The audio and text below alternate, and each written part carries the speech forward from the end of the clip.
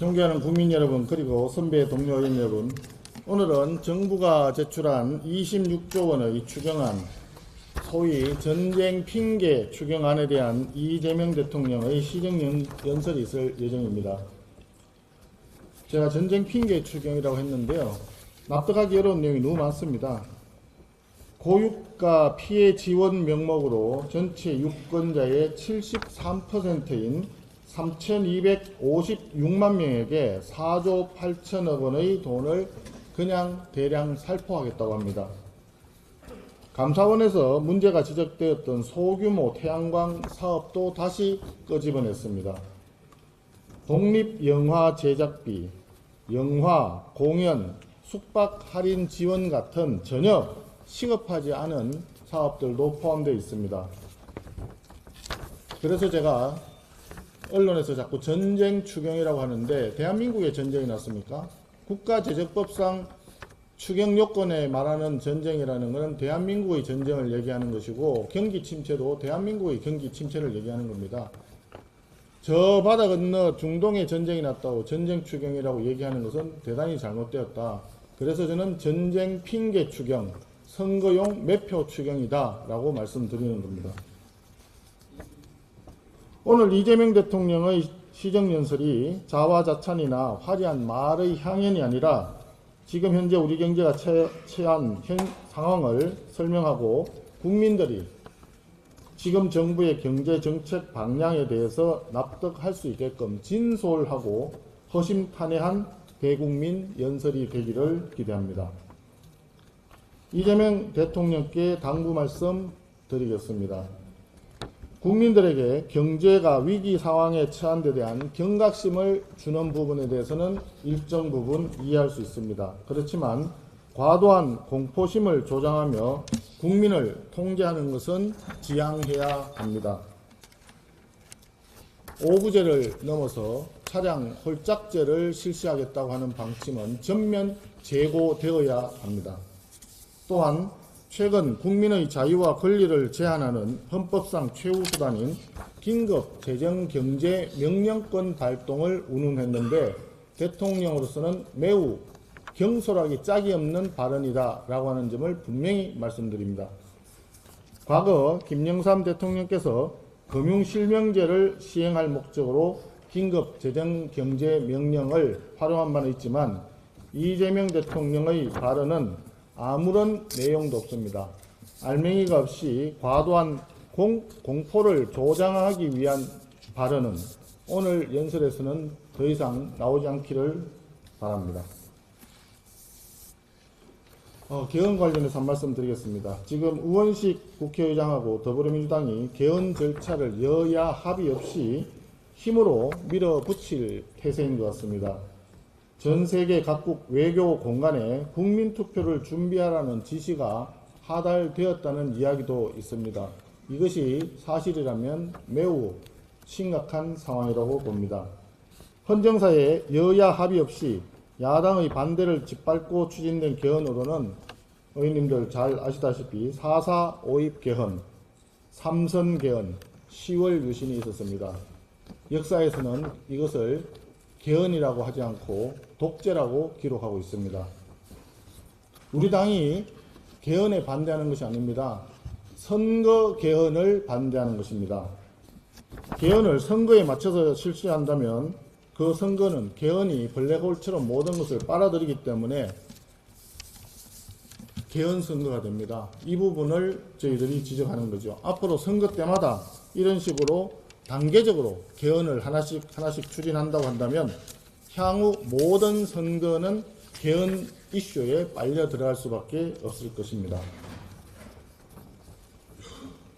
개헌에 찬성하면 전륜에 도움된다는 이런 이야기도 하는데, 개헌 반대는 개헌 동조이고 개헌 찬성은 개헌 반대라는 이런 논리는 매우 허무맹랑하다, 터무니없이 과장된 논리다라고 하는 점을 분명히 말씀드립니다. 우리가 노란봉투법이나 26조 원의 포퓰리즘 추경안을 반대한다고 해서 그것을 대선 불복이라고 하지는 않을 거 아니겠습니까? 참고로 지난 3월 19일 의원총회 때 우리 지방선거 전에 우리는 개헌에 참여하지 않겠다라고 유상범 수석께서 제안을 했었고 의원님들께서 그때 만장일치로 동의를 해주셨습니다. 지방선거 전 개헌에 대한 반대는 우리 당의 당론으로 확정되어 있다는 사실을 다시 한번 말씀드립니다. 나머지 본회의장 들어가서 어떻게 할지 하는 부분은 비공개 회의 때 계속 논의하도록 하겠습니다. 감사합니다.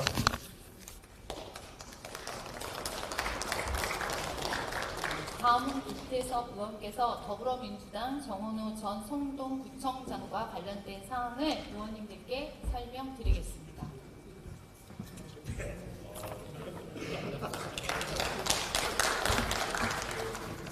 예, 존경하는 선배 동료 의원 여러분 그리고 국민 여러분, 제가 요새 미스터 칸쿤 정원호 선생님 때문에 고생이 많습니다. 제가 이 정원호 후보의 칸쿤 출장 의혹 제기한 이후에 정원호 측도 저를 고발하고 민주당 당대표도 저를 고발하겠다고 하고 국회 윤리위에 이제 제소까지 해가지고 제가 오늘부로 트리플 크라운 3관왕을 달성했습니다. 예, 그래서 제가 이제 곰곰이 생각을 해보니까 왜 그렇게 민주당이 광역으로 급발진을 하느냐, 잘 곰곰이 생각을 해보니까 제가 민주당이 가지고 있는 그 DNA 깊숙한 곳에 어느 불편한 부분들을 제대로 건드린 게 아닌가라는 생각이 좀 들었습니다. 사실 그 칸쿤 출장을 여성이랑 같이 갔는데 남성으로 기재가 돼 있어가지고 그 자료를 제가 요구를 했는데 거기에 그 성별을 가려서 제출했다라는 것, 그리고 어제 제가 또 제기한 문제는 이제 성동구가 칸쿤 출장 이후에 그 서류를 제가 요청을 하니까 심사위원들의 사인이 사후에 작성돼서 지워진 채로 저한테 왔습니다. 그러니까 이거는 명백하게 이 공문서를 조작한 행위로 보이는 정황들이 지금 보인다는 것입니다. 근데 여기에 대해서 국회의원이라고 한다 그러면 구청장 그리고 구청에서 내놓은 서류를 이런 식으로 국회에 제출하는 것에 대해서는 전 여야가 없이 굉장히 분노해야 되는 일인데 이걸 가지고 민주당은 윤리위에 제소를 했습니다. 그런 거 생각해 보면 이 미스터 칸쿤 지키자고 민주당이 자신들의 체면까지 깎아먹는 게 아닌가 이런 생각이 많이 들었습니다. 게다가 민주당 인사들의 성비 의혹에 대해서도 민주당은 말 한마디 안 하고 입 함구했던 그런 분들이 아닙니까? 이제 와서 윤리 제소한다는 것 자체가 굉장히 우스운 일입니다. 그 달달하게 칸쿤 한번 다 갔다 온 사람 지키겠다고 저렇게 노력하는 것도 보면 한편으로 짠하기도 합니다. 제가 그 정원호 후보의 칸쿤 출장 일정에 대해서 간단하게 어떤 문제점이 있는지 좀 설명을 해드리겠습니다. 저기에서는 뭐 여성 혐오 낙인 찍기라든지 뭐 여러 명이 갔다라는 식으로 본질을 굉장히 호도하고 있는데 크게 세 가지입니다. 왜 칸쿤 출장이었어야 되느냐? 굳이 칸쿤이었어야 될 이유가 무엇이냐? 두 번째는 왜 공문서에 대해서 손을 냈느냐? 조작 의혹이 있다. 그리고 세 번째는 인사 특혜 의혹입니다. 첫 번째로는 칸쿤 출장 자체가 납득되는 사항이 아닙니다. 칸쿤 대표적인 휴양지고요. 거기서 경유지라고 설명을 했는데 알고 보니까 2박을 했습니다. 우리가 누가 경유지에서 2박을 합니까? 그리고 같이 간 사람의 증언에 따르면 스노클링 했다는 얘기도 제가 들었습니다. 경유지에서 스노클링 했다는 얘기는 제가 처음 들어봤습니다. 그 다음에는 이 칸쿤을 포함한 이 일정에 3천만 원이라는 막대한 예산이 들어갔습니다. 그러니까 성동구에서 두 분이 가셨는데 거기에 3천만 원이 쓰였다는 것은 조끼 잡아서 1인에 한 1,500만 원씩 썼다는 소리인데 이게 민선 8기 14번의 출장 중에 가장 많은 예산이 쓰입니다. 이거 굉장히 이상한 일 아닙니까? 그리고 같이 동행한 공무원은 보니까 청소년 정책 담당 공무원입니다. 그게 칸쿤에서 이루어지는 거랑 무슨 상관이 있습니까? 애초에 납득되는 설명이 아닙니다. 칸쿤에 갔다는 것 자체가. 그 다음에 그 이종욱 전 여성부 장관이 입장문에서 해당 공무원의 동행을 본인이 요청했다고 밝혔는데 공무국외 출장은 해당 기관의 공식 목적과 업무 필요성에 따라서 인원이 선정되는 것이 원칙이지 왜 외부 인사가 성동구에 있는 사람을 콕 찍어서 정합니까? 이것도 이상합니다. 두 번째로는 제가 말씀드린 대로 공문서 의혹입니다. 조작 의혹인데 남성으로 기재돼가지고 적격 판정을 받는 거는 대부분 의원님들 알고 계실 겁니다. 이걸 그냥 통과시켰어도 저는 사실 직무유기라고 생각합니다. 여기서 우리 행정 경험이 많으신 선배님들 계신데 이게 현실적으로 말이 안 되는 내용 아닙니까? 그 다음에 이제 제출 과정에서 성별을 가리고 제출했다는 말씀도 드렸고, 무엇보다도 그 서명이 없다는 거는 이거는 형사적으로 처벌을 받을 수 있는 사안입니다. 그러니까 처음에 제가 그 확보한 자료에는 심사위원들의 사인이 전혀 없는 상태로 제출이 됐다가 나중에 제가 받은 자료에는 심사위원들의 서명이 기재가 되어 있는 겁니다. 그러니까 사후적으로 심사위원들이 사인을 했다는 소리입니다. 이거는 윤리적이고 도덕적인 문제가 아니라 어떤 허위 공문서 작성의 죄로 우리가 따져볼 수 있을 것 같고, 거기에 만약에 정원호 구청장이 관여한 게 있다면 직무유기로도 우리는 이거는 따져봐야 되는 문제라고 생각합니다. 거기에 대해서 대응할 가치가 없다 이런 식으로 아예 설명 자체로 피하는데, 이거 대응하셔야 될 겁니다. 이렇게 안 그러면 서울시청으로 가시는 게 아니라 서울구치소로 가실 수도 있기 때문에 저는 분명히 대응하셔야 된다고 생각합니다. 그리고 인사 문제를 마지막으로 말씀드리겠습니다.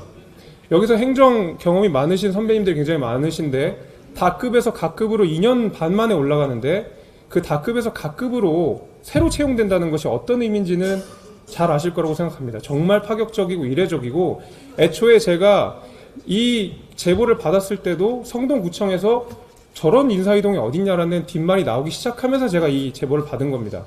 그러니까 이 인사에 대해서 우리가 제대로 파헤쳐 볼 필요가 있는데, 지금 민주당은 이걸 여성 혐오라는 식으로 애초에 문제 제기 자체를 못하게 하는 입틀막을 하고 있는 그런 상황을 연출하고 있습니다. 그럼으로써 이제 그 어떤 이 메시지에 대한 비판이나 메시지에 대한 사실관계를 따지는 것이 아니라, 저 김재섭, 이 문제 제기를 한 김재섭에 대한 메신저를 공격하는 방식으로 민주당이 지금 본질을 흐리고 있는데, 제가 아까 말씀드린 이 세 가지 내용을 바탕으로 의원들께서 많이 도와주시고 지원을 해주시면 반드시 이깁니다. 저는 절대로 지는 싸움 하지 않겠습니다. 의원님들께서 조금 관심 가져주시고 화력 지원해 주시면 서울부터 반드시 이겨가지고 지방선거 전국 다 이길 수 있도록 열심히 노력하겠습니다. 감사합니다.